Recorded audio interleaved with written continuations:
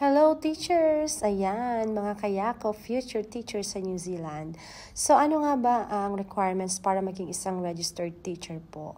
So una, kailangan po nating magpasa ng NBI clearance. Okay? Kailangan clear po tayo sa mga cases.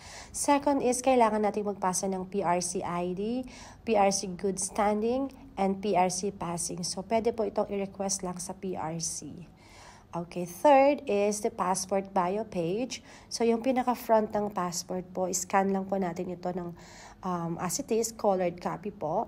Ayan, so, next is ang ating diploma at ang TOR, transcript of record. So, ayan, ipapasa po natin ito. Lahat po pala dito ay kailangan po ay authenticated. Ipapanotarize po natin sila. And next is yung ating NZQA result, yung ating International Qualification Assessment ay dapat po ay level 7. At kung level 6 naman ay pwedeng dumaan sa discretionary pathway. Ayan, ito po, may video na po ako nito about English language test. Kailangan po natin magpasa ng passing score ng IELTS or PTE. Next is kailangan din mag-prepare ng curriculum vitae. So, ilagay lahat po doon ng mga informations, lahat ng mga experiences, ayan po. And also, yung tinatawag nating IPCRF po sa public school. And if you are from a private school, so yung faculty performance evaluation po. So, kailangan po nating magpasa nito. So, at least 3 years po yung aking pinasa. At least 3 years po. And yung service record, ito po ang ipinasa ko dito ay ang Certificate of Employment. So, dito kailangan nakalista po dito yung mga levels na hinawakan mo, mga grade levels at ilang taon po sila. So, kailangan i-detail po ninyo doon sa inyong service record or Certificate of Employment.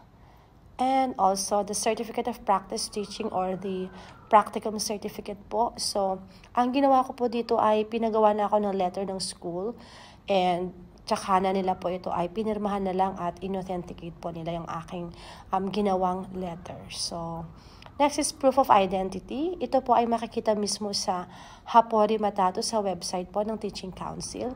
Paki-download po ito at ito ay dalhin sa isang judge at papipirmahan po ito sa kanya. Ayan po. So, kailangan po ng proof of identity. So, siya po ang pwedeng mag-sign po nito. Alright, so dalhin ang original documents like yung passport, NBI clearance, certificate of marriage kung married po. And next is the list of trainings or seminars or webinars. So, hindi na po kailangan dito ang mga certificates po. You just need to list them all. Okay po. So, if you have lots of these, pwede na rin pong mga latest 5 years or 6 years or 4 years. Pwede po yun.